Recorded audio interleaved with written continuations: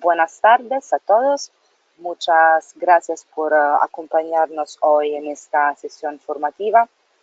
Mi nombre es Alessia Rogay y yo soy la coordinadora de gestión del conocimiento y aprendizaje del proyecto Bridge the Gap 2. Para aquellos que no asistieron a las últimas sesiones, Bridge the Gap 2 es una iniciativa financiada por Europa, coordinada por FIAP, la Fundación Internacional Iberoamericana para Administración y Políticas Públicas, en asociación con 3 agencias europeas de la cooperación para el desarrollo, la española, la italiana y la austríaca, y 2 ONG internacionales, el Foro Europeo de la Discapacidad y el Consorcio Internacional de Discapacidad y Desarrollo. El objetivo de este proyecto es contribuir a la inclusión socioeconómica, la igualdad y la no discriminación de las personas con discapacidad a través de instituciones y políticas más inclusivas y responsables. Este proyecto tiene como objetivo general transversalizar el tema de la discapacidad en la cooperación internacional, y una de las herramientas que está empleando para ello es este ciclo de formación sobre la discapacidad y desarrollo, realizado en el marco de la estrategia de gestión del conocimiento de Bridge the Gap. Estos seminarios online son preparados y conducidos por expertos en las materias tratadas, seleccionados por Bridge the Gap. Las sesiones están preparadas para ser interactivas y también fáciles de compartir, de manera que el conocimiento generado se pueda replicar fácilmente, y cada seminario se realiza también en inglés, francés y en español, como hoy, en sesiones separadas. Ya hemos realizado 4 sesiones de este ciclo. Comenzamos con la introducción a la Convención de las Naciones Unidas sobre los Derechos de las Personas con Discapacidad. La segunda sesión fue sobre los Objetivos de Desarrollo Sostenible, y la tercera sesión se centró en el desarrollo inclusivo para la discapacidad, y la última, el mes pasado, fue sobre la gestión del ciclo de proyectos inclusiva y accesible. Para aquellos que se han perdido algunas de esas sesiones, pueden encontrar los vídeos, las transcripciones y los materiales de aprendizaje de cada sesión de este ciclo en el web del proyecto y en nuestro canal también YouTube. Y podéis encontrar ambos los enlaces en el cuadro de este chat. La sesión de hoy es sobre comunicación accesible, y en ella se abordará la importancia de tener en cuenta la discapacidad a la hora de comunicarnos, conociendo las barreras de comunicación que experimentan las personas con discapacidad. Se darán algunos consejos sobre la comunicación con personas con discapacidad, y también el uso del lenguaje inclusivo, las pautas para crear documentos y presentaciones accesibles, y también la accesibilidad en la comunicación online, etc. Proporcionar información clara y concisa dirigida a un público en particular es importante para garantizar que todos los usuarios tengan igual acceso a las informaciones. Por eso la Convención de las Naciones Unidas sobre los Derechos de las Personas con Discapacidad proporciona una protección específica a los derechos humanos de las personas con discapacidad, incluida la accesibilidad de la información y de la comunicación. La Convención establece que las personas con discapacidad tienen derecho a disfrutar del acceso más alto posible a la información sin discriminación por motivos de discapacidad.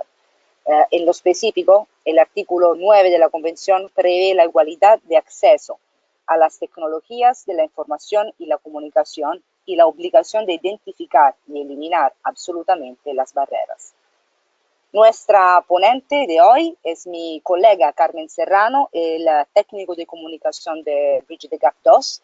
Carmen tiene experiencia en comunicación de instituciones públicas, empresas privadas y ONG.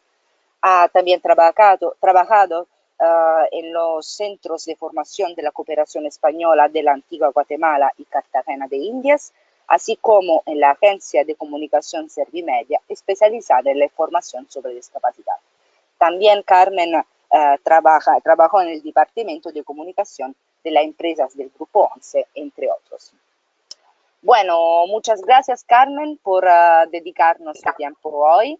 Y antes de comenzar, solo un par de consejos técnicos. El seminario tiene subtítulos en directo y los que podéis acceder a través del enlace que está colocado en el cuadro de chat. Y también en el handouts de este chat se encuentran algunos documentos como la guía de accesibilidad de IDDC o la presentación de Carmen de hoy, también la guía de comunicación accesible producida para Brigitte Gap y la nota también de conceptual de esta sesión con todos los enlaces por el material de aprendizaje. Bueno, ahora doy la palabra a Carmen y muchísimas gracias. Muchas gracias, Alesia. Buenas tardes a todos y a todas. Yo soy Carmen Serrano, técnico de comunicación del proyecto, como ya ha contado Alesia, y me alegra mucho de que estéis participando en esta sesión de hoy, porque sinceramente creo que la comunicación es una de las herramientas más potentes que tenemos para la inclusión de las personas con discapacidad. Con pocos recursos se puede conseguir mucho: visibilizar, normalizar, luchar contra la estigmatización, etcétera. Aunque llevo un tiempo trabajando en este ámbito, a mí también me queda mucho por aprender. Así que os pido a todos que no os agobiéis. Aquí, como en todo, se trata de ir incorporando buenas prácticas y mejorando día a día. Eso sí, lo más importante es la actitud, tener ganas de aprender. Y bueno, os pido también paciencia porque es la primera vez que presento una sesión así, estoy tanto rato hablando a una pantalla. Y bueno, como tampoco tenemos mucho tiempo, lo que voy a hacer va a ser introducir el tema y compartir algunas pautas para que podáis ir incorporando la perspectiva de inclusión a la hora de comunicaros. En la nota de concepto de la sesión, también en el formulario de evaluación que os enviaremos después, podéis encontrar varias fuentes de consulta que os servirán para profundizar en el tema. Vale, así que empezamos. Hoy vamos a ver la importancia de la comunicación inclusiva y accesible, lenguaje inclusivo, visibilidad en los medios de comunicación de las personas con discapacidad, algunas recomendaciones para la comunicación inclusiva, cómo incorporar la accesibilidad en nuestras comunicaciones y algunos consejos para la preparación de reuniones y eventos accesibles. Bueno, lo primero, ¿por qué es importante la comunicación inclusiva y accesible? Principalmente porque es una cuestión de derechos, no es solidaridad ni buenismo. A ella se alude en la Convención de las Naciones Unidas sobre los Derechos de las Personas con Discapacidad, concretamente en 2 artículos. El primero de ellos es el 9, que trata sobre accesibilidad, y en él se dice que los Estados partes adoptarán medidas pertinentes para asegurar el acceso de las personas con discapacidad en igualdad de condiciones con las demás al entorno físico, el transporte, la información y las comunicaciones, incluidos los sistemas y las tecnologías de la información y las comunicaciones. También en el artículo 21, que trata sobre libertad de expresión y de opinión y acceso a la información, se hace referencia al hecho de que los Estados partes adoptarán todas las medidas pertinentes para que las personas con discapacidad puedan ejercer el derecho a la libertad de expresión y opinión, incluida la libertad de recabar, recibir y facilitar información e ideas en igualdad de condiciones con las demás y mediante cualquier forma de comunicación que elijan. Dicho esto, un buen comienzo sería el lenguaje. Utilizar un lenguaje inclusivo. Este lenguaje inclusivo debe estar enfocado en la persona. Utilizaremos expresiones como persona con discapacidad o persona con autismo, etcétera, frente a discapacitado, autista, etcétera, ya que esos términos cosifican.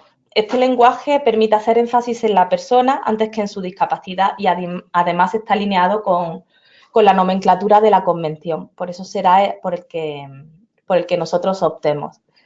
Luego también hay que huir de eufemismos como personas con capacidades diferentes o personas con necesidades diferentes, etcétera. Y esto es así porque estas expresiones no definen la complejidad de la discapacidad. Todas las personas tenemos capacidades y necesidades diferentes, pero no todas tenemos discapacidad. Y esto es algo en lo que hago hincapié porque a veces con buenas intenciones se quieren hacer otras, no sé, otras nomenclaturas pensando que quizás discapacidad sea algo despectivo, pero no es nada despectivo, es una realidad, lo recoge la Convención y es un término completamente aceptado. O sea que lo mejor, personas con discapacidad siempre, poniendo a la persona primero, ¿vale? También hay que evitar falsas asunciones. Igual, muchas personas dicen con su mejor intención que todas las personas tenemos discapacidad y no es cierto. No, no todas las personas tenemos discapacidad. No, es algo irreal. Todos tenemos capacidades diferentes, es verdad, y necesidades diferentes, pero no todos tenemos discapacidad. La discapacidad es algo más complejo y tal y como recoge la Organización Mundial de la Salud, refleja una interacción entre las características del organismo humano y las características de la sociedad en la que vive, ¿vale? Y bueno, también quiero incidir en no estigmatizar. La discapacidad ni se sufre ni se padece, se tiene, ¿vale?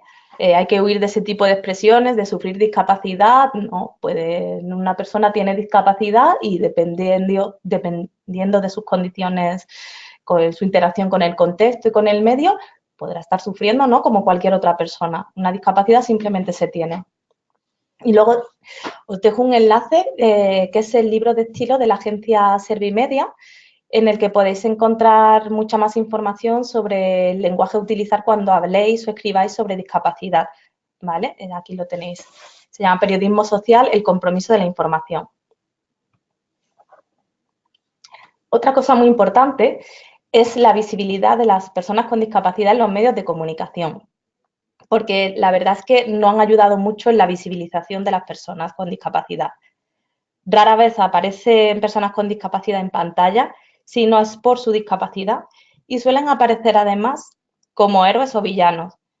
Así que debemos dejar atrás ese dualismo. A mí me encantaría que en una serie sobre adolescentes, por ejemplo, hubiese un chico o una chica con discapacidad, que hubiese presentadores de televisión con discapacidad visible, personajes extra que no sean protagonistas en alguna película o serie con una discapacidad, etcétera. Porque, bueno, la pregunta que aquí os lanzo es que si el 15% de la población mundial tiene alguna discapacidad, ¿dónde están esas personas? Porque por estas estadísticas, de cada 10 personas que vemos en pantalla, al menos una debería tener discapacidad. Y esto, la verdad es que no aparece así reflejado, ¿vale? Y bueno, también hay que hablar con y de las personas con discapacidad con dignidad, sin condescendencia. Como he dicho antes, las personas con discapacidad no son héroes, ni villanos, ni personas por las que sentir pena.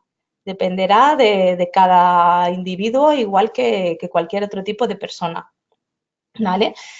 Os dejo un par de enlaces que no tenemos tiempo para verlos aquí, pero sí que me gustaría que le echaseis un vistazo cuando tengáis tiempo, porque son muy interesantes. Uno es una jornada que organizó el Comité Español de Representantes de Personas con Discapacidad y Fundación ONCE, que era sobre la ficción en televisión, series y discapacidad, una trama por desarrollar. Y en ella se aborda la falta de visibilidad y los estereotipos con los que se suele representar a las personas con discapacidad en los medios de comunicación. Y también os dejo un artículo que apareció en la revista digital Somatens, que se llama Puedo pero no quiero, y que alude también a ese concepto de representar a las personas con discapacidad como héroes y que siempre tengan que superarse, siempre tengan que dar el 200%. Ahí es un artículo muy interesante, un punto de vista crítico y creo que os va a resultar interesante su lectura. Y bueno, he querido hacer hincapié aquí porque es verdad que la televisión y el cine, las series, etcétera, son altavoces extraordinarios para conseguir la normalización y por eso es muy importante el uso que en ellos se haga de la representación de este colectivo. Ahora me gustaría también indicaros rápidamente algunas recomendaciones para cuando os relacionéis con personas con discapacidad. Hay muchas más que están indicadas en la guía de comunicación inclusiva del proyecto de Bridging the Gap, Esta guía de momento está en inglés, está subida en nuestra página web. La traducción en español la tendremos próximamente. Y de todas formas, si la queréis consultar, bueno, ahí podéis acceder a ella y también una vez que os mandemos todos los materiales con el formulario de evaluación, os indicaremos cómo acceder a la guía, ¿vale? Bueno, pues a modo general hay que tener en cuenta llamar a las personas por su nombre. Eso es súper importante, porque a veces nos perdemos en la terminología y preguntamos a las personas, ¿cómo prefieres que te llame persona con discapacidad, con diversidad funcional, etcétera? Y al final nos olvidamos su individualidad como persona. Antes que un niño con silla de ruedas o con movilidad reducida es Paco o Javier, por ejemplo, ¿vale? También tenemos que dirigirnos a las personas con discapacidad como con el resto de personas, hablándoles directamente, aunque tengan intérpretes, ¿vale? Utilizar un tono de voz normal, sin ser condescendiente ni hablando en voz baja. Preguntar antes de ofrecer ayuda y esperar hasta que acepte nuestro ofrecimiento, siguiendo las instrucciones de estas personas. También hay que ser paciente para que hagan o digan cosas. Tenemos que dejar que la persona sea quien marque el ritmo al hablar y al hacer las cosas. Y luego ya unas recomendaciones un poco más específicas, por ejemplo, para llamar la atención de personas sordas o con problemas de audición, podemos agitar la mano frente a ella o tocarle el hombro. Al hablar con una persona con discapacidad auditiva, también tenemos que tener la boca despejada, pues no estar comiendo ni con la mano delante, fumando, mascando chicle, etcétera, para que no pueda leer bien los labios si lo necesita. En el caso de las personas ciegas, tenemos que identificarnos y nombrar al resto de personas que nos acompañan, indicar también si nos movemos de un lugar a otro, si entramos y salimos de la habitación, etcétera. Tenemos que formular frases simples y repetirlas si es necesario cuando hablemos con personas con discapacidad intelectual. En el caso de personas de talla baja o usuarias de sillas de ruedas, tenemos que ponernos a la altura de sus ojos y lo ideal sería inclinarnos un poco sin llegar a arrodillarnos, o si no, también podemos, si tenemos espacio, echarnos un poquito para atrás, retroceder, para que no tenga que levantar el cuello demasiado esta persona. Y bueno, también quiero recordar que los perros guías son animales de trabajo, no son mascotas, así que no debemos distraerlos de ningún modo cuando lleven puesto el arnés. Es verdad que a veces mucha gente se acerca a acariciarlos y como un gesto amable, pero son perros que están trabajando, no son mascotas, eso hay que tenerlo en cuenta. Bueno, ahora voy a dar una serie de consejos sobre cómo incorporar la accesibilidad en nuestras comunicaciones. Es la parte un poco más larga, ¿vale? Lo he dividido en 5 apartados, cada uno de ellos con otros subapartados. Y bueno, vamos a tratar los documentos principales, ¿no? Documentos digitales accesibles, presentaciones, materiales impresos, las páginas web y redes sociales. Bueno, comenzamos por una de las herramientas más usadas, que son los documentos digitales accesibles, que en este caso sería Word, el procesador de texto. Y bien, aquí lo más importante es utilizar estilos de formato como título, subtítulo 1, subtítulo 2, etcétera, en lugar de atributos de texto, que serían las mayúsculas, cursivas, negritas, subrayado, etcétera, para estructurar el documento y facilitar la navegación. Esto es así porque facilita mucho la lectura a quienes utilicen lectores de pantalla. Así sabe en todo momento en qué apartado está navegando por el texto. También hay que utilizar fuentes sin serif, que son más fáciles de leer, y con un tamaño de fuente de al menos 12 puntos. Las fuentes sin serif, para quienes no lo sepáis, son las que no tienen la rayita, esta tipo la Times New Roman. Sería, por ejemplo, una fuente sin serif, la más conocida, sería Arial, pero también puedes utilizar Calibri, por ejemplo. ¿Vale? Luego hay que justificar siempre el texto a la izquierda, facilita la lectura. y no dividir palabras, añadir texto alternativo a todas las imágenes y logotipos de los documentos con una breve descripción del contenido. Y, por ejemplo, en las imágenes decorativas, una opción que hay para indicar que no hace falta describirla porque es simplemente un recurso decorativo. Una solución es poner comillas, como os indico ahí entre paréntesis en el campo del texto alternativo, abrir y cerrar comillas. De esta manera, los lectores lo que hacen es que se saltan directamente esa imagen, no la rastrean. En la imagen que tenéis ahí debajo podéis ver cómo se añade el texto alternativo a una imagen de Word. Simplemente, bueno, tendríais que pinchar en la imagen con el botón derecho, os saldría añadir texto alternativo y aquí se os desplegaría lo que veis en pantalla de este recuadro con el título y la descripción, donde podéis indicar el contenido de la imagen. Y bueno, una de las mejoras que han tenido los procesadores de texto en los últimos años es la opción de comprobar accesibilidad, que bueno, esta opción permite revisar si se nos ha quedado, por ejemplo, algún texto alternativo pendiente, haya algún estilo que no hayamos marcado, etcétera. Para acceder a ella tenéis que iros al botón revisar que encontráis en la barra de menú y os saldrá directamente la opción comprobar accesibilidad, clicáis ahí y os hace todo el escaneo por el documento diciéndoos las partes de accesibilidad que podéis mejorar. ¿Vale? Y bueno, ya por último, con respecto a los documentos de texto en Word, muchas veces estos documentos luego se acaban convertidos en PDF y tenemos que velar también porque ese PDF sea accesible.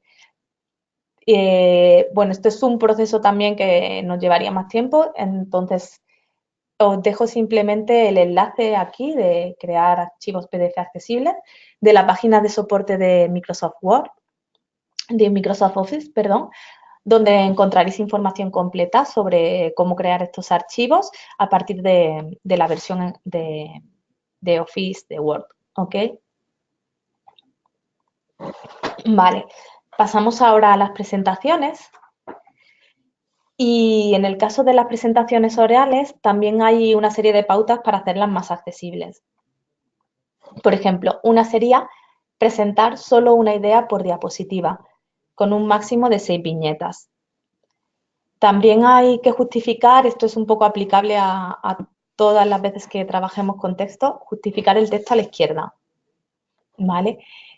Hay que describir todos los dibujos, fotografías y gráficos utilizados. Si estamos proyectando una fotografía, no sé, de una madre con un hijo, pues indicar en esta imagen de la madre con el hijo podéis ver tal. Hay que describirlo siempre para que todas las personas tengan esa información, ¿vale? También hay que utilizar un buen contraste entre las letras y el fondo, dejar suficiente tiempo para que las personas puedan leer cada elemento visual y ofrecer, si es posible, una versión electrónica de la presentación a quienes usen lectores de pantalla y la hayan solicitado previamente.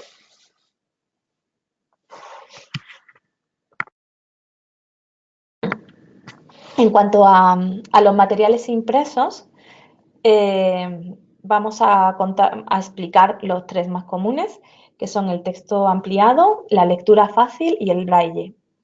El texto ampliado es simplemente, como su nombre indica, hacer el texto original de la publicación o el documento que tengamos un poco más grande. Aquí es importante que utilicemos un papel que sea mate, blanco, o si no, un amarillo clarito, para ofrecer un buen nivel de contraste y que no haya tampoco ningún destello que pueda dificultar la lectura a las personas con baja visión. En este formato hay que evitar el uso de columnas y utilizar viñetas en las tablas de contenido.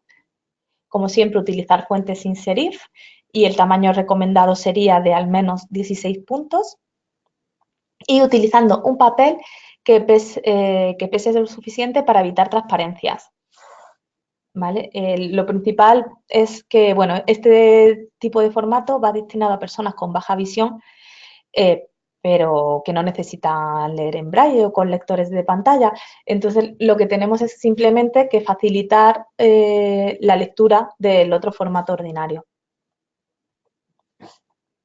Lectura fácil es una técnica de escritura accesible que permite a las personas con discapacidad intelectual y también a otros colectivos como personas con capacidad de atención limitada mejorar el acceso a la información de una manera más comprensible. Bueno, hay una guía de Inclusion Europe que se llama Información para Todos, las reglas europeas para hacer información fácil de leer y comprender, donde podéis encontrar toda la información completa sobre cómo escribir un documento de lectura fácil. Y en cuanto al braille, cuando necesitemos enviar un documento a imprimir en braille, hay que tener en cuenta que estas impresiones son más extensas que las de un texto común. Aproximadamente sería el triple de páginas. Para enviar el documento a imprimir hay que eliminar las imágenes y gráficos porque no tienen traducción al braille, pero sin embargo no es necesario eliminar la tabla de contenido. Y luego como dato deciros que hay impresoras en braille que permiten imprimir a doble cara, pero lo recomendado es imprimir solo por una cara, porque ha sido lo que se ha venido haciendo tradicionalmente y a lo que las personas usuarias de este sistema de lectura están más acostumbradas. No obstante, como siempre, lo mejor es que le preguntemos directamente, porque quizás la persona no le importe o incluso prefiera tener el texto a doble cara y así tener un menor número de páginas. Bueno, pasamos ahora a la accesibilidad web. Comentaros que el estándar de accesibilidad mínimo que se utiliza actualmente es el 2.0 nivel AA. ¿Vale? Este es el nivel que está marcado por el consorcio World Wide Web, el W3C. No obstante, si nuestra web no cumple con este estándar, pero queremos mejorar en cierto modo su accesibilidad, podemos modificar algunos parámetros para obtener una mejor accesibilidad de nuestra web. Así, por ejemplo, podemos utilizar una estructura de navegación clara en toda la web, incluyendo botones de navegación principales en la parte superior y en la inferior, indicar en todas las páginas el lugar donde se sitúa el usuario y mostrar el menú de navegación del sitio. También hay que seleccionar colores con alto contraste para facilitar la lectura. Aquí os he dejado la página Contrast Checker, que es un muy buen recurso porque en ella podéis marcar combinación de colores y os dice si el contraste que estáis utilizando es el adecuado o no. Igual que lo utilizáis aquí en web, os vale para cualquier otro documento que creéis. Es una página muy fácil de usar y muy interesante. Bueno, igualmente hay que tener unos fondos de pantalla en nuestra página web que sean sencillos y con un alto contraste. Hay que evitar incluir también muchas imágenes gráficas, ya que todas deben llevar un texto alternativo explicando el contenido y si no nos perderíamos contacto texto alternativo, los lectores de pantalla pues les dificulta también la lectura a una persona que los utilice porque estaría continuamente leyendo textos alternativos. Y bueno, también hay que utilizar contactos por correo electrónico o por teléfono como alternativa a los formularios web.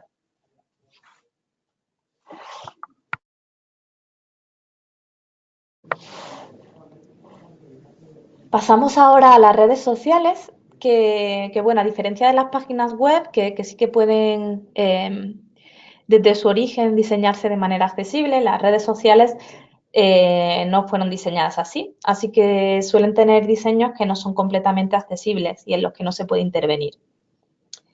De todas formas, se ha mejorado la accesibilidad en los últimos años y al igual que hacíamos con la web, se pueden cambiar algunos parámetros para mejorar su accesibilidad. Por ejemplo, en Twitter, desde hace unos años, permite habilitar la descripción de imágenes. Para ello, tenéis que entrar en la pestaña de configuración y privacidad, en el menú desplegable del perfil, hacer clic en accesibilidad en la lista de configuración marcar la casilla, escribir descripciones de imágenes y darle a guardar cambios. Una vez que hacéis esto, cuando redactéis un tweet, os aparecerá, redactéis un tweet y añadáis una imagen, os aparecerá bajo la imagen un campo llamado añadir descripción, en el que al hacer clic os permite escribir una breve descripción de unos 240 caracteres explicando el contenido de esa imagen. De todas formas, si necesitáis más información sobre este tema, igualmente la encontraréis en la guía de Bridging the Gap que os he indicado y también en la página helptwitter.com hay un apartado llamado Cómo publicar imágenes accesibles, donde os explican los dos sistemas, el sistema web y el sistema de dispositivos móviles. Estas capturas de pantalla que os he compartido son para la versión web. Para la versión móvil es un poco diferente, pero bueno, es muy fácil, igualmente está ahí explicado. Facebook, en cambio, sí que tiene una función que añade un texto alternativo de manera automática. Lo que pasa que muchas veces este texto que nos genera no es muy apropiado o no describe lo suficientemente bien el contenido de la imagen. Así que en los últimos años también ofreció la posibilidad de editar el texto automático en la versión de facebook.com para ordenadores. Vale. Esta descripción se puede hacer, como veis aquí en la imagen de pantalla, tenéis que, al subir una imagen, pinchar en editar foto y en la columna de la izquierda nos aparece donde os he marcado en el texto con el número 1 en el recuadrito este en rojo, la opción de pinchar en texto alternativo. Ahí se os despliega este campo que os aparecerá con un texto alternativo por defecto, el que hace de manera automática, y ese texto lo podéis editar. Aquí colocáis la descripción que veáis conveniente y una vez que lo tengáis le dais a guardar. Sería simplemente eso. De todas formas, me gustaría recordaros también que este texto alternativo solo está disponible para imágenes. No funciona ni en GIF ni en vídeos. ¿Vale? Pero sí que a los vídeos se puede añadir subtítulos a través del botón, perdón, se me ha saltado aquí, del botón sería añadir vídeos y bueno, al añadir el vídeo os saldrá la opción CC para añadir subtítulos y ahí podréis añadir la transcripción del vídeo que subáis. De todas formas, os he dejado las instrucciones aquí. Podéis pinchar y acceder a toda la explicación completa. Igualmente encontraréis más información sobre la accesibilidad en Facebook, en la página que os enlazo aquí.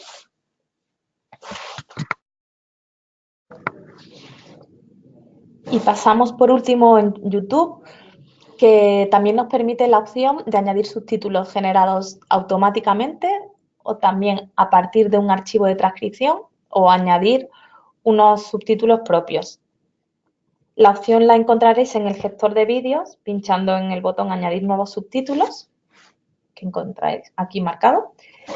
Y nada, estos dos botones, enlaces que os he dejado, perdón, os explica cómo subir los archivos. Uno sería a través de un archivo que nos hayan pasado previamente y el otro sería que lo podemos subir nosotros y escribir directamente y dándolo en línea. Lo que sí es importante para el subtitulado, no solo de YouTube, sino cuando tengáis que añadir subtítulos a un vídeo, aprovecho aquí para contarlo, es tener en cuenta una serie de consejos, que serían los siguientes.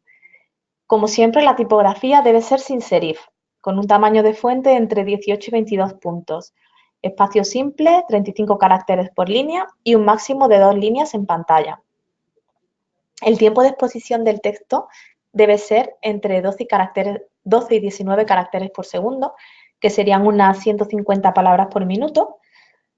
Las palabras no pueden separarse. Las líneas pueden separarse cuando haya puntos, conjunciones o pausas que haga el personaje cuando habla. Y también el texto debe estar centrado y situarse en la parte inferior del vídeo. Si hay algún otro contenido en esta ubicación, lo pasaríamos a la parte superior.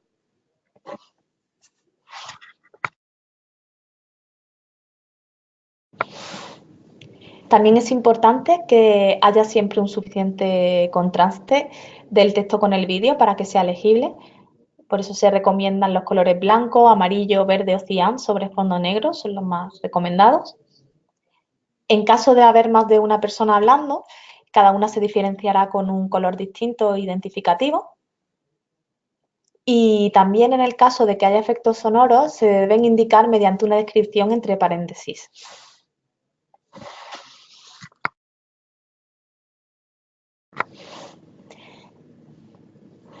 Vale. Y ahora ya, por último, no sé si tenéis alguna duda hasta el momento, ¿queréis resolverla o pasamos a la parte de reuniones y eventos?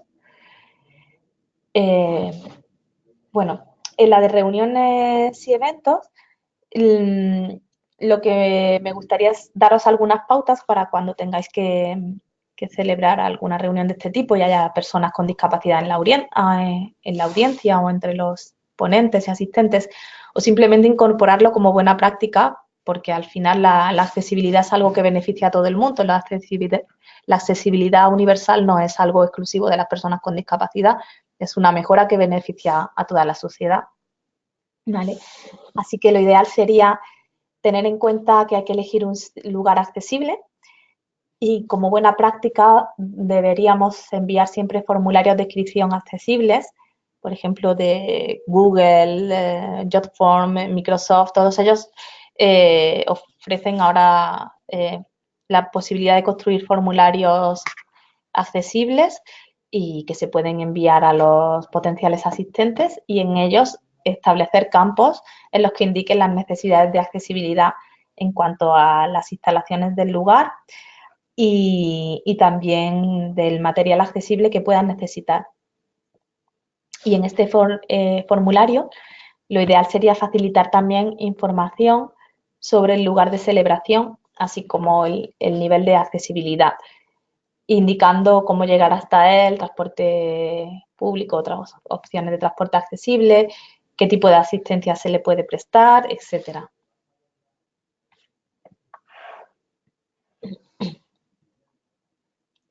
Bueno, a modo general, las características de un lugar accesible para eventos sería contar con una entrada lo suficientemente ancha. Esto sería para que puedan entrar bien las personas con sillas de ruedas que tengan un tamaño más grande del estándar. Y también hay que tener en cuenta, en el caso de que necesitemos mesas o para el café o para los ponentes, que estén a una altura adecuada para los usuarios de sillas de ruedas y las personas de talla baja.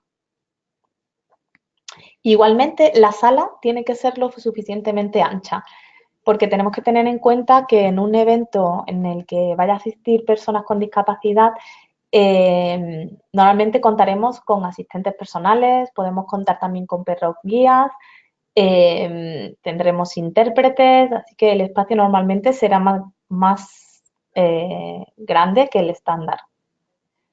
Y también hay que tener en cuenta que el espacio de las sillas de ruedas es más grande que un asiento común.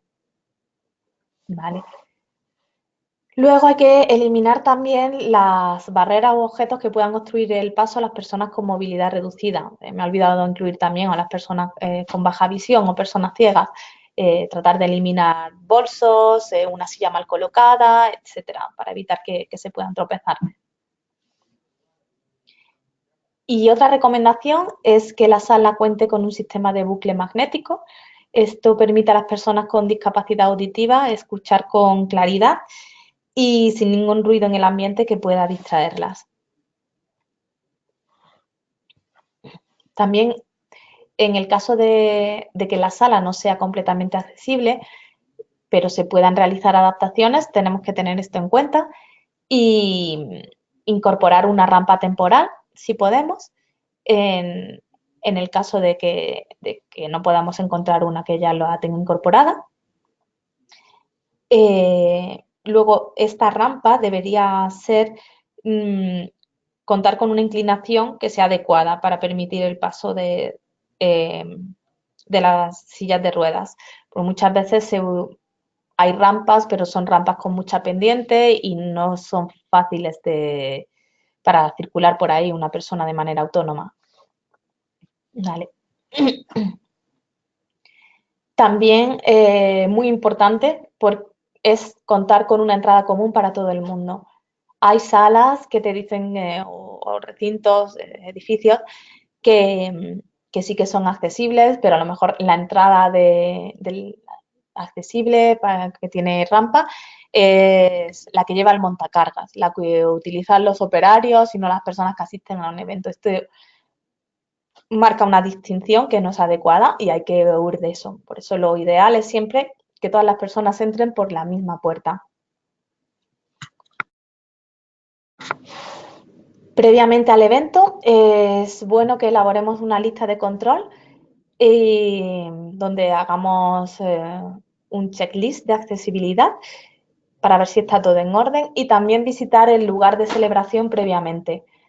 Esto sería recomendable visitar de nuevo el lugar unas horas antes del inicio del evento, incluso el día de antes, para evitar, como decía antes, pues que haya objetos mal colocados, algo que obstruya el paso, etcétera.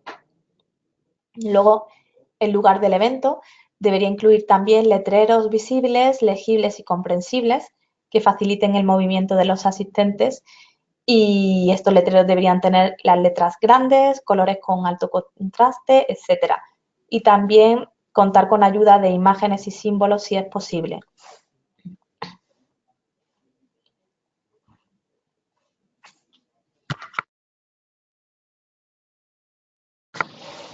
Una serie de recomendaciones para hacer durante el evento o reunión es, en primer lugar, hacer una breve intervención para indicar de manera general dónde están ubicadas determinadas instalaciones del recinto, por ejemplo, los baños, la cafetería, la puerta de salida, de emergencia, etcétera. También recordar la programación del evento, a qué hora tendrá lugar la pausa, la duración, etcétera.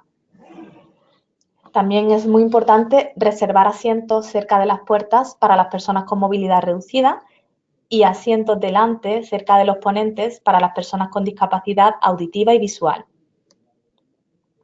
Hay que situar también en un espacio con buena visibilidad al intérprete de lengua de signos para que se le pueda ver fácilmente.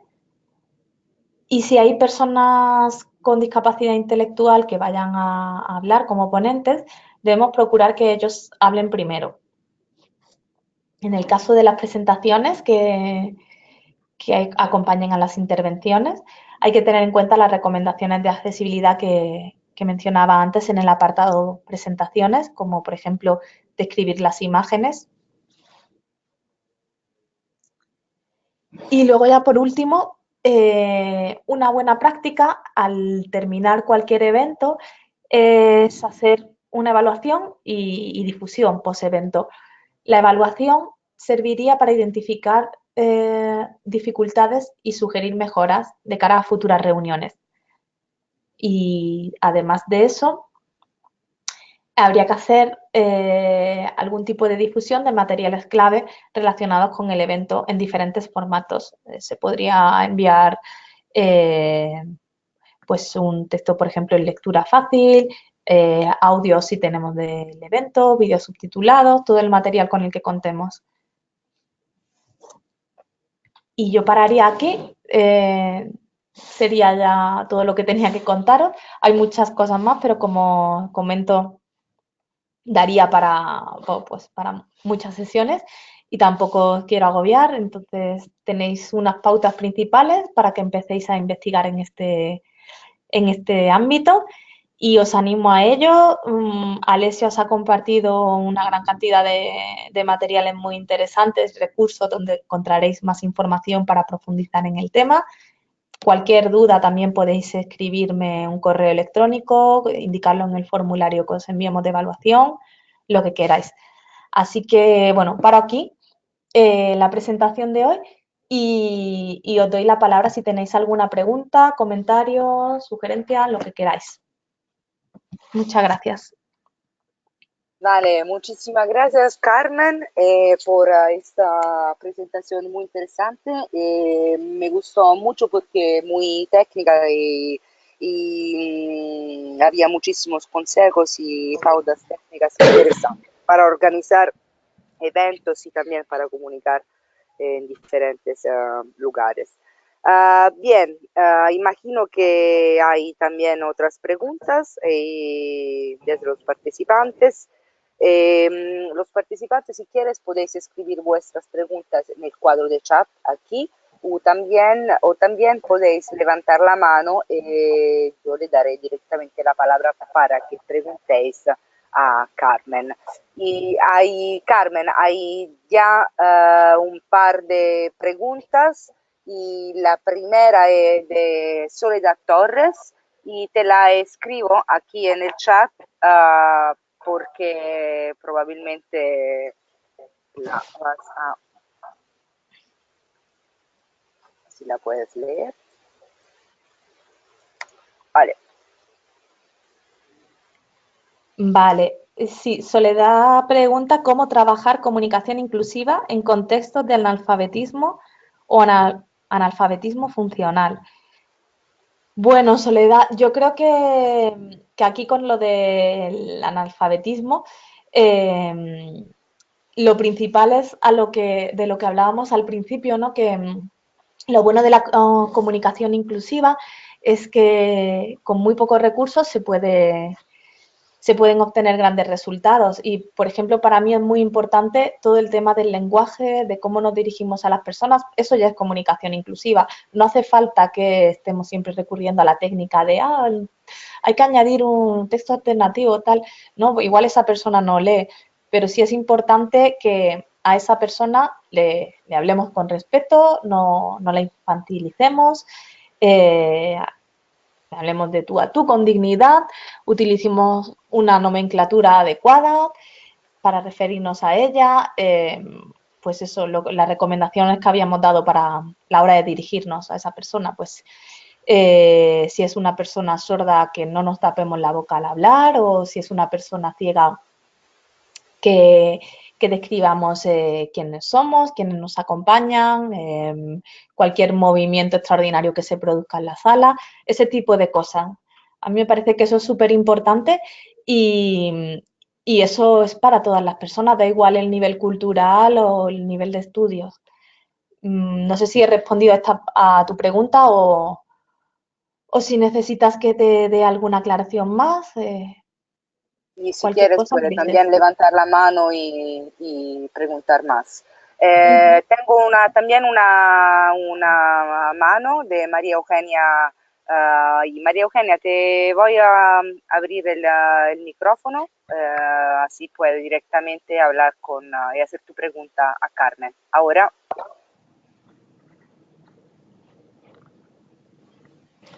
Hola, María Eugenia. Perdón. Buenos días. Hola, Carmen, desde la República Dominicana. Tenía Buenos dos días. preguntas, más Ujú. bien. Uno, en primer lugar, darte las gracias. Excelente todo. Mi pregunta es con relación a las personas con discapacidad visual. Si tú tienes algún tic especial, realmente es muy difícil transmitir, entre comillas, comunicación a una persona que no puede ver lo que le estás dando en una capacitación. Y lo segundo es si la documentación, si esta documentación de esta formación que se está llevando a cabo hoy puede ser dada a otras personas, por ejemplo, en nuestro caso, en República Dominicana, si tenemos que dar cualquier formación, si es posible utilizar la documentación que usaste hoy. Muchas gracias. Muchas gracias. Pues sí, María Eugenia.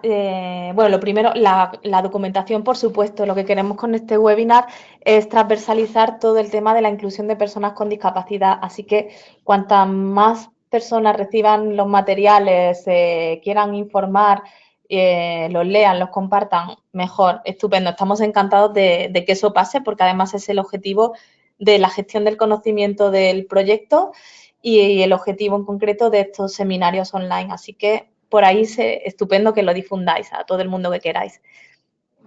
Y luego para responder a la otra pregunta, bueno, las personas ciegas, no creo que sea tan difícil de transmitir la comunicación. Por ejemplo, un arma muy potente es la voz. Todo el tema, como mencionaba anteriormente, del lenguaje, de utilizar un lenguaje correctamente eh, pues sí, inclusivo, la forma de dirigirnos a esas personas, pues eso, sin paternalismos. La actitud es muy importante en la comunicación. Como os decía, no es tanto técnica como una actitud proactiva, inclusiva, hablando a las personas de tú a tú. Eso es súper importante. Y ahí da igual si la persona es ciega o no, o sea, eso, está recibiendo esa comunicación del mismo modo. Y luego también es muy importante todo el tema que hablábamos de hacer unos textos accesibles. Normalmente las personas con discapacidad visual se ayudan de los lectores de pantalla y para esto facilita mucho que sigamos las instrucciones que os he puesto ahí. Es verdad que no las he descrito en detalle porque es mucho más amplio, pero bueno, sí que siguiendo esas pautas sobre cómo hacer un documento Word accesible, tener una estructura clara, añadir textos alternativos, etcétera, eso facilita mucho la lectura a las personas con discapacidad visual. Así que sí que creo que se pueden hacer grandes cosas. De hecho, para eso está la comunicación inclusiva y accesible, pues para incluir a todas las personas sin importar su discapacidad. Espero que te haya ayudado mi respuesta y de todas formas, si tienes alguna otra pregunta, pues te abrimos el Muchísimas micrófono. gracias, Carmen. Y sí, Carmen, tenemos muchas preguntas y tenemos manos levantadas y también preguntas en el chat box. Voy a escribir a leer una otra pregunta eh, em, en Skype. Si puede leerla, por favor, Carmen. Sí. Hay que ser preciso en las medidas pendientes y abiertas. ¿Hay medidas mínimas?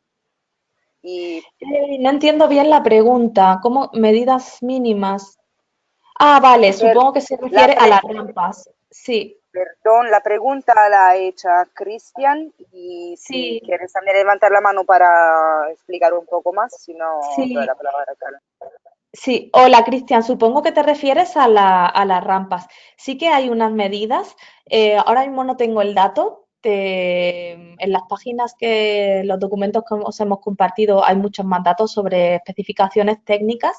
De todas formas, si necesitas algún dato en concreto, al finalizar la sesión me puedes dejar la pregunta, enviar un correo electrónico y lo puedo consultar y enviártelo, pero sí que hay unas medidas mínimas establecidas, eso está todo legislado. Gracias, Alesia. ¿Otra pregunta?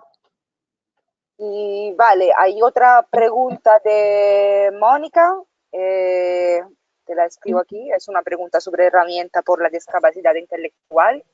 Ujú. Sí, se usan las mismas herramientas para personas con discapacidad intelectual. Eh, Imágenes, lectura fácil. O sea, si entiendo bien, quiere decir si las personas con discapacidad intelectual utilizan herramientas adaptadas. Y sí, como he comentado anteriormente, hay un formato específico que sería el de lectura fácil, que va destinado especialmente a las personas con discapacidad intelectual porque describe los conceptos de manera más sencilla y es más fácil de comprender. Y ese sería como el estándar más utilizado. Claro, esto es cuando hablamos de textos. Por ejemplo, en un texto que añadamos a redes sociales, etcétera, ahí ya igual podríamos utilizar el mismo tipo de escritura a la hora de comunicarnos. Pero claro, esto le llegaría a todo el mundo, entonces es cuando no se suele utilizar. El texto de lectura fácil se suele utilizar en formatos impresos, también en, por ejemplo, páginas web específicas, etcétera. Ya para comunicaciones más generales, a no ser que tu público sí que sea en su mayoría personas con discapacidad intelectual, no se suele utilizar. Pero como un buen material destinado específicamente sería la lectura fácil. ¿Sí, Vale, Alicia? bueno, muchísimas gracias y tenemos otra pregunta y te la voy a escribir en el chat, pero quiero también invitar a los participantes a levantar la mano y a hablar directamente eh, para explicar mejor lo que quieres preguntar a Carmen. Sí. Y la otra pregunta es de Mariana. Vale. Vale, Mariana Goday, de la Agencia de Accesibilidad de Uruguay. Pregunta si tenemos recomendaciones de accesibilidad para Instagram. Pues no, la verdad que no tengo ninguna que comentarte ahora así rápidamente. Lo principal sería describir la imagen, o sea, sería como la recomendación general. Yo no he tratado este tema aquí en específico porque nosotros, por ejemplo, en Bridging the Gap, de momento hemos optado por no utilizar Instagram. Sabemos que es una red social muy utilizada, la más utilizada actualmente, pero la base de esta red social es la imagen. Pocas veces se complementa bien con el texto, entonces resulta un poco, no sé cómo decir, igual complicada de utilizar. Evidentemente, si se quiere hacer accesible, lo mejor es describir la imagen, lo que está pasando en la imagen. El texto que se añada a la imagen de Instagram sería meramente descriptivo y no sería un texto que complete la imagen, sino que la describa. Esa sería la base. Se me ha olvidado comentaros, pero en los materiales que hay indicados en la nota conceptual está indicado que hay un manual muy bueno sobre el uso de la accesibilidad y la inclusión de personas con discapacidad en la comunicación digital que editó la ONG CBM, y ahí encontraréis información completa sobre cada red social, paso a paso, cómo hacer la comunicación más accesible. Vale, siguiente. Vale, bien. Y muchas gracias por esta respuesta. Creo que es un tema muy interesante, los temas de la red social y la nueva tecnología, esta comunicación para hacerla accesible es una challenge, yo creo. Puede encontrar también una otra pregunta en el chat. Esta pregunta es de Marco. Sí, a ver, vale, Marco comenta, quiere saber que la parte de comunicación inclusiva, específicamente para personas con discapacidad visual y auditiva, ¿cómo se pondrían, aparte de los textos en audio y lengua de señas, además del braille, qué otro formato se puede utilizar para una mejor accesibilidad? Eh, mm, pues yo creo que es que aquí ya estaría todo, porque si añades audio, lengua de señas, braille, personas con discapacidad visual, bueno, si es discapacidad visual y no es ceguera, se puede utilizar el texto ampliado, como he comentado anteriormente, que sería simplemente hacer el texto común un poco más grande, el tamaño de letra, eliminar gráficos complicados, columnas, etcétera. Y, y luego para discapacidad auditiva, mm, pues igual sí, estaría la lengua de señas y el texto, el subtitulado en directo, el live captioning, es como tenemos aquí en esta sesión, es una herramienta muy buena porque permite a las personas sordas que sigan lo que se está hablando durante el vídeo, y se puede utilizar también no solo en vídeos, sino también en conferencias, por ejemplo, cuando hagamos eventos y etcétera. Y además es algo que facilita, como todo, no solo para las personas con discapacidad auditiva, sino para todo el mundo, igual personas mayores o otro tipo de personas que tengan cualquier otro tipo de dificultad, pues al final es una herramienta más en la que apoyarse para seguir lo que se está tratando. Entonces sería la otra recomendación que haría, y con eso ya estaría prácticamente todo, sí. ¿Alguna otra Muchísimas pregunta? gracias, Carmen. Tenemos a Esther que levantó la mano, entonces Esther te voy a abrir el micrófono. Puedes hablar, Esther. Muchas gracias.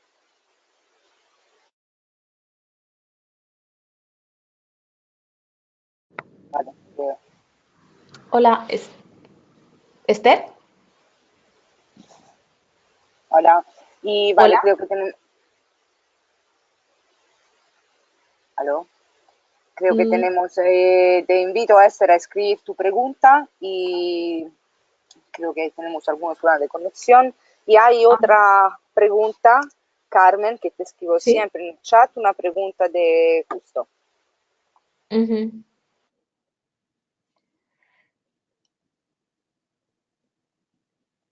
Vale. Vale, comenta si tenemos alguna referencia sobre el tema en lengua de señas. Sobre el tema me imagino que es el tema en general, ¿no? Todo el tema de la comunicación inclusiva que se pueda traducir a señas. Mm, tendría que investigar. Tendría que haber algún vídeo en el que esté grabado, pero claro, no sé si incluye todos los puntos que hemos tratado hoy. Seguro que hay material, seguro que si acudimos a asociaciones de personas sordas, por ejemplo la Asociación Europea, tienen material que hable sobre este tema. Pero, como te digo, no lo tengo recopilado todo ese material, los puntos que hemos tratado hoy. De todas formas, si quieres, déjanos tu correo electrónico y tratamos de buscar esa información y enviártela, porque seguro que hay material y que lo han trabajado específicamente las asociaciones. Gracias, Alesia. ¿Otra pregunta? Y vale, no tenemos otras preguntas y me parece en el chat. Voy a revisar un rato y voy a dar un par de minutos para reflexionar en la presentación si tienes otras preguntas de hacer a Carmen. Y volvemos en un rato. Vale.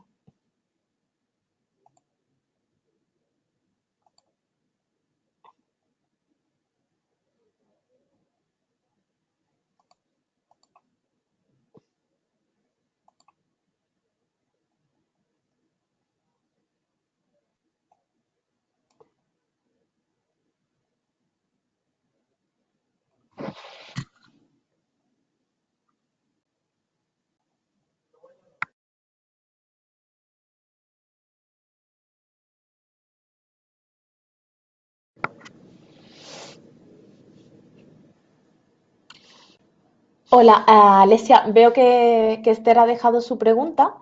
Y bueno, ella pregunta que enseña Ah, sí, diseño, vale. sí, perdón.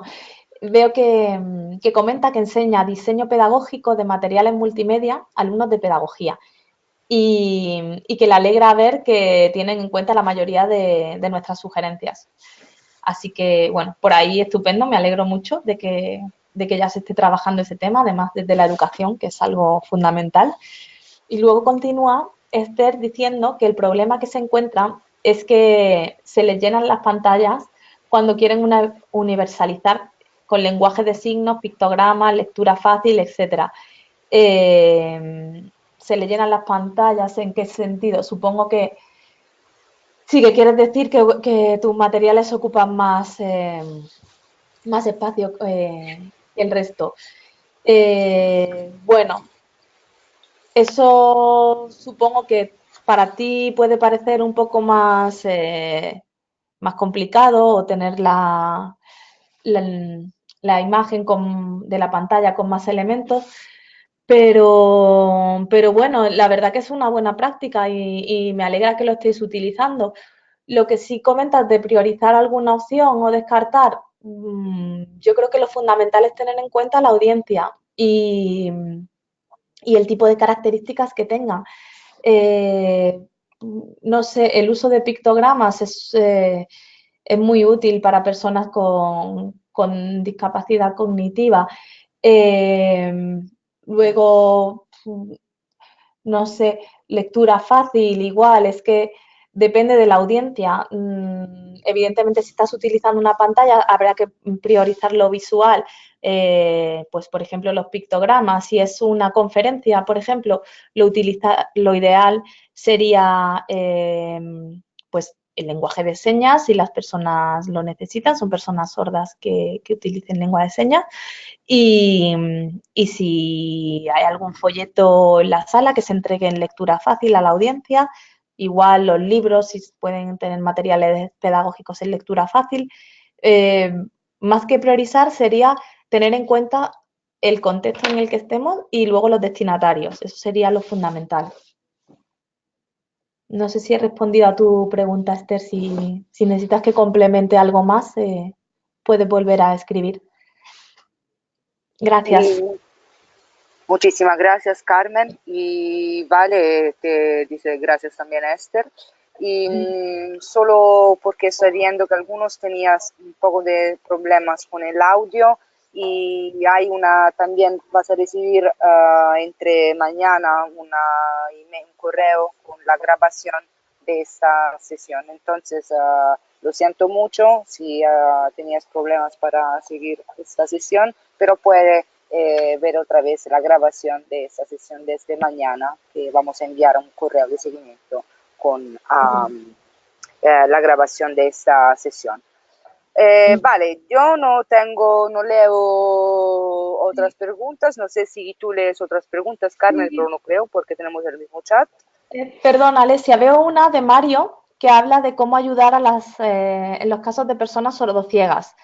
Y bueno, me gustaría comentar que es verdad que no hemos tratado hoy esta discapacidad en concreto, porque como os decía, era una presentación general, hay mucha más información en la que profundizar.